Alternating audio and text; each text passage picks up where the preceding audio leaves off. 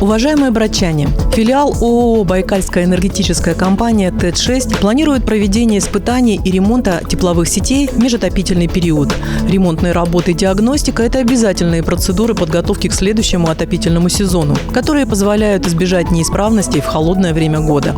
Узнать, где и в какие даты отключат горячее водоснабжение, можно с помощью интерактивной карты на сайте Иркутской энергосбытовой компании, официальном сайте администрации Братска, в телеграм-каналах и аккаунтах ВКонтакте компании N+.